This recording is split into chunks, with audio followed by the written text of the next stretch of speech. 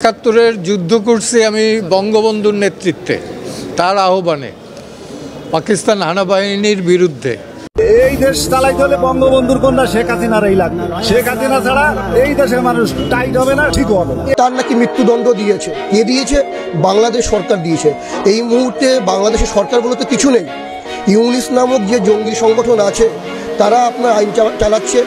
দেশের স্বাধীনতা রক্ষায় আপনাদের দেখানো পথ অনুসরণ করে আমরা পথ চলছি। এবার শেখ হাসিনার মৃত্যুদণ্ডের রায় কি এবার বাতিল করতে যাচ্ছে এই অন্তর্বর্তীকালীন সরকার ডক্টর মোহাম্মদ ইউনূস? হ্যাঁ দর্শক, এমন এক চাঞ্চল্যকর ভিডিও এবার প্রকাশ পেয়েছে গণমাধ্যমে। যে আন্তর্জাতিক অপরাধ ট্রাইব্যুনাল তৈরি করা হয়েছিল মুক্তিযোদ্ধাদের সাথে বিশ্বাসঘাতকতা করা রাজাকারদের বিচার করার জন্য, সেই আন্তর্জাতিক অপরাধ ট্রাইব্যুনালে বিচারপতি থেকে শুরু করে বিভিন্ন জায়গায় পরিবর্তন এনে এই ক্ষমতাচ্যুত শেখ হাসিনার মৃত্যুদণ্ডের রায় দিল বিচারপতি গোলাম মোস্তফা মজুমদার।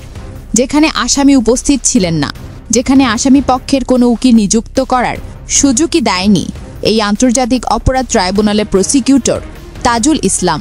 যে আইনজীবীকে মাননীয় আদালতে দেখানো হয়েছে সে আইনজীবীকে শেখ হাসিনা নিয়োগ দেয়নি, যা বলেছেন আওয়ামী লীগ। সেই সাথে শেখ হাসিনার সাথে কোনো রকমের পর্যন্ত যোগাযোগ হয়নি এই শেখ হাসিনার পক্ষে লড়াই করা আইনজীবীর। তাহলে এখানেই তো বড় রহস্য বেরিয়ে আসছে। যেখানে শেখ হাসিনার মৃত্যুদণ্ডের রায় শুনে কষ্ট পাওয়ার কথা সেই আইনজীবীর, কিন্তু তিনি রায় শুনে মুশকি হাসি দিয়েই যাচ্ছেন। নজরে আসি দেশের জনগণের। আপিল করার সুযোগ নাই। আমি তো কষ্ট পাচ্ছি। একজন আসামির যদি তার সর্বোচ্চ শাস্তির ফাঁসির আদেশও হয়, তাহলে তাকে কোনো না কোনোভাবেই সেই আদালতে উপস্থিত থাকতে হবে। এটাই তো আইনের বিধান। কেননা আইন তো সবার জন্য সমান। কেননা আসামিরও তো কিছু বলার আছে। তাকে যদি কথা বলার সুযোগ না দেওয়া হয়, তাহলে আইন কিভাবে সবার জন্য সমান হলো? এটাই এখন জাতির কাছে বড় প্রশ্ন। এমন মন্তব্য করেছেন আওয়ামী লীগ।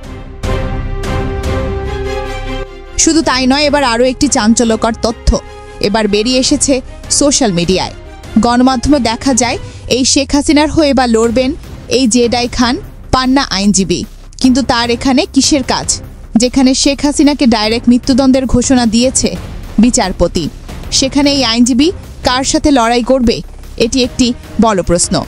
আওয়ামী লীগের কর্মীরা সূত্রে জানিয়েছেন যে এই আইনজীবী জেডাই খান পান্না, তাকেও কিন্তু শেখ হাসিনার মামলা লড়াই করার জন্য নিযুক্ত করা হয়নি। তাহলে তিনি নিজে থেকে কেন এই শেখ হাসিনার আইনজীবী হতে চাচ্ছে? এটি কিন্তু একটি চিন্তার বিষয়। আওয়ামী লীগ মনে করেছেন বহির্বিশ্বে এই আইনজীবীদের নিয়োগ দিয়ে দেখাতে চায় যে শেখ হাসিনার পক্ষে তো আইনজীবী ছিল, কিন্তু তার কিছু প্রমাণ করতে পারেনি। চলেন এই সংক্রান্ত একটি ভিডিও দেখে কিছু তথ্য জেনে আসা যাক। প্রিয় দর্শক, কেমন আছেন? শেখ হাসিনার স্বঘোষিত আইনজীবী জেডাই খান পান্না, আন্তর্জাতিক অপরাধ ট্রাইব্যুনাল কর্তৃক নিয়োজিত আইনজীবী জেডাই খান পান্না, তার একটা ভিডিও আমরা এখন দেখব। তার আগে একটু বলে নিই, শেখ হাসিনার মানবতা বিরোধী অপরাধ যেটা ক্যাঙ্গারু কোর্ট দায়ী করেছে তাকে, সেটা সেই মামলার রাষ্ট্র কর্তৃক নিয়োজিত যে আইনজীবী ছিলেন আমির হোসেন, তাকে আমরা দেখেছি, তার বক্তব্য শুনেছি, হাসাহাসি করেছি, খুব ভালো লেগেছে, বিনোদনের একটা ব্যবস্থা হয়েছে। জেডাই খান পান্না সাহেব যখন শুরুতে বলেছিলেন তখন তিনি দাঁড়ালেন না কেন শেখ হাসিনার পক্ষে? এখন কেন তিনি দাঁড়াতে চাচ্ছেন? মামলার রায় কি হবে সেটি লেখা আছে, জনগণ জানে রায় কি বলা হবে। জেডাই খান পান্না এখন দাঁড়িয়ে শেখ হাসিনাকে ওই ফাঁসির রায় থেকে উদ্ধার করতে পারবেন? সেই মামলা নিয়ে তো এখন আর কোনো কথা হবে না। ফাঁসি তো হয়ে গেছে, ফাঁসির রায় হয়ে গেছে। এখন তিনি দাঁড়িয়ে এখন কি মামলা, সেই মামলাগুলো উনি কি করবেন? এত কিছু শোনার পর এই শেখ হাসিনার মৃত্যুদণ্ডের রায়কে ঘিরে এই রায়কে প্রত্যাখ্যান করেছে আওয়ামী লীগ। আওয়ামী লীগের চেয়ারম্যান ক্ষমতাচ্যুত শেখ হাসিনার একমাত্র ছেলে সজীব ওয়াজেদ জয় জানিয়েছেন যে এই রায় তারা কখনো মানে না এবং মানবেও না।